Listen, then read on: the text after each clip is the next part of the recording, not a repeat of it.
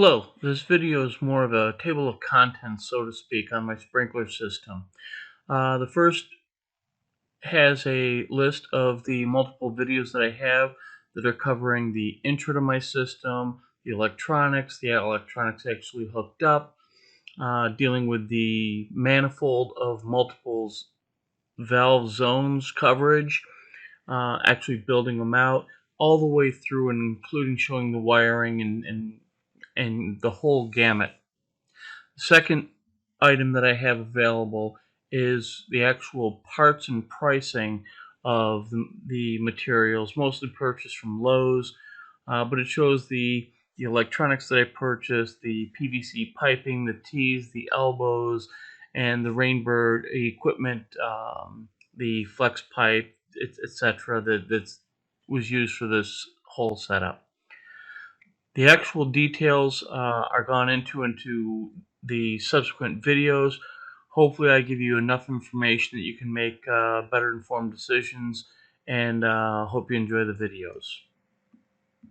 Okay. Good evening. I'm pretty much wrapped up on my irrigation system, and I've got almost a dozen videos breaking down each of the parts. I'm going to include what they are in the video, but just to give you a basic of what's going on, I have one video that's intro to my irrigation. That's 8 minutes. 12 minutes for the electronics that are involved, from the sprinkler wire to the pump start relay unit, and also the Rainbird controller system. These I go into explicit detail, even showing setting up how they work together in a wired environment. The third video is the actual hookups, and that's 5 minutes. The next part is dealing with the manifolds, which Orbit and other manufacturers have a multi-port manifold that you can connect multiple valves to. And I'm doing a comparison of the Orbit manifold versus one that I'm building out of straight parts that you could get from Lowe's, Home Depot, etc., and putting together with the valves. I actually go into detail about putting that together as well. That's 10 minutes. 3 minutes, I'm doing a basic plan of 2 manifolds, showing how to set them together, and also using a garden hose with a pipe sprayer to dig under a concrete sidewalk if you have to go under such a barrier for your system. 7th video, 2 minutes, is going through the actual final wiring of the pump relay through the controller and to the valves. It's a quick summary so you can see how all that ties together. And then the last video is about 10 minutes, and it's a full summary going from the controller out to the electronics for the pump start, to the relay, to the valves, showing where the valves control, and then coming up to the second set of valves. But what I wanted to get into here is a little bit more information for you. I'm also going to include the prices of things that I got from Lowe's to help make it simpler. Okay, starting with the PVC.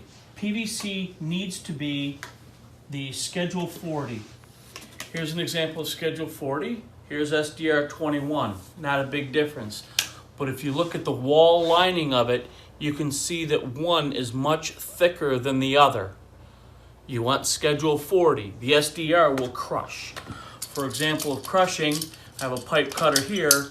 If I try and cut this, look at what it's doing. It won't even, it's collapsing. So SDR is not designed for pressure.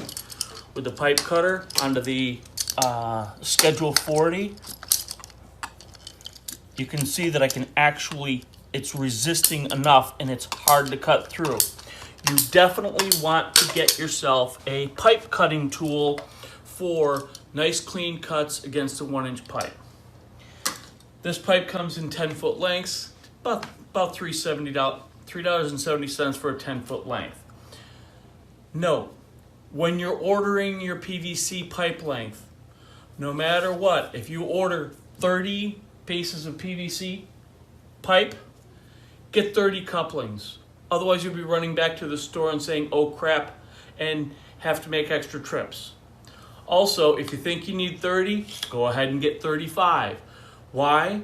Because not all lengths are going to be a perfect 10-foot length, and when you cut them down, you're going to have slack, but sometimes that slack may not get you to, you have a 3-foot slack, but you need a 4-foot length. So, you're dealing with a bunch of scraps, and you don't want to be putting couplings everywhere.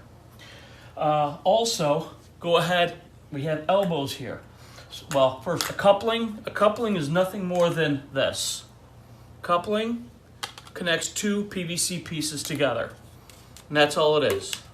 1, 2. I also got an end cap for closing a pipe if I'm only stubbing it out and I'm not ready for it, but I want the irrigation system so stuff doesn't get in there. I can go ahead and get a cap and close that off. Elbows. When you're going around corners, you want to have elbows, and you could have elbows that are going in any which direction for that. So having plenty of elbows, anticipate a little bit more as well. Tees. These are your standard 1-inch tees. And again, everything is just nothing more than you have a piece of PVC coming in from one place and you're splitting it out into multiple directions. Next, we have tees that are threaded. And by threaded, first we have the slip, and then we have threaded. So the slip, here's the difference between them. The slip is smooth, the threaded is threaded. Now, the reason for the threaded is there are two sprinkler units that I have in my system. I have the rotor, which this one sprays 25 to 50 feet roughly, and then I have the regular sprinkler sprayer head, which creates more of a fanned mist. The bottoms of them are different. This one has a 3/4 inch, this one has a 1/2 inch. So if I'm going to be feeding a 3/4 inch, I'm using a T with a 3/4 inch. If I'm feeding the 1/2 inch, I'm using a T that's going to feed the 1/2 inch. Okay, so as you're putting your pipes together, you're going to want your 10-foot length coming up to where you're going to have your next sprinkler, and then another 10-foot length. So this way you don't have to have a slip T in its place. So that's what these are for. Definitely get pipe cutters. You'll thank yourself.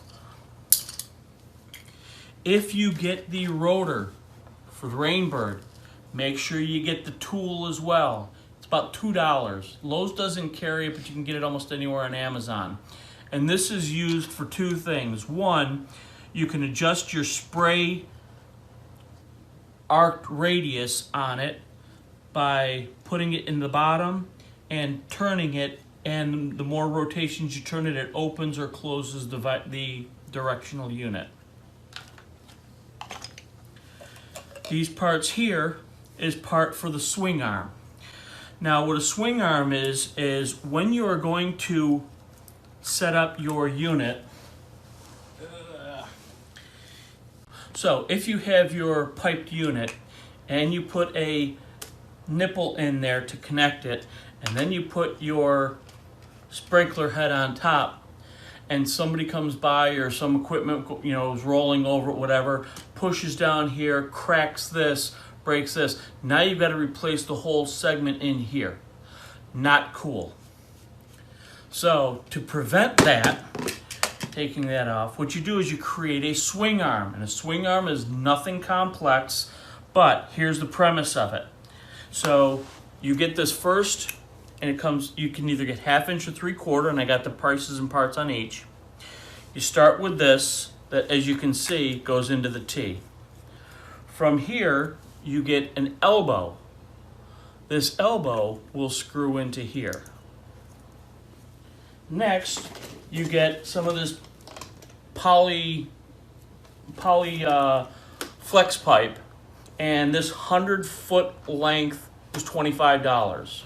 So it's really cheap, and this way, you know, if you're setting up, 20 sprinklers and you have to go through the part, being able to cut it at your own length is probably better for you. And you have scraps so that you'll see in the video that, hey, what happens if I move it here or there? You got extra length. So then this connects to here. You have another one that connects to here. And then your final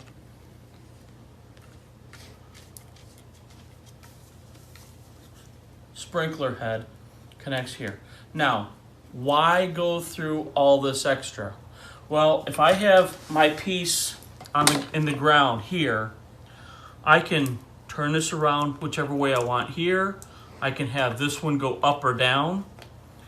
And then once I get to the end, then I can go ahead and, straighten this out.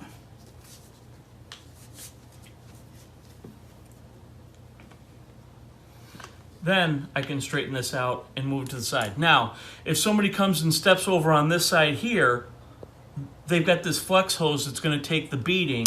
It's not going to be taking the beating on the joint. Now, how does this connect? It's a barbed fitting, and it's not difficult at all. I'm just going to show with one. I've already got one peeled. Okay, so there's a barb, and then there's threads. So what you do is you put one end on, and once you get over the barb, push and turn like you're screwing something in, and it self threads into the pipe, and it's on. But once it's on, it ain't coming off. So that's how you get the pieces together, and that's part of the swing valve, or the swing arm. So for PVC, you're going to need a primer. This is actually a cement. It's a smaller jar. And the actual cement. Now, one of the reasons that I have two different sizes is the larger jar, when it originally comes, has this supersized ball inside that you use for gluing the paint. The smaller can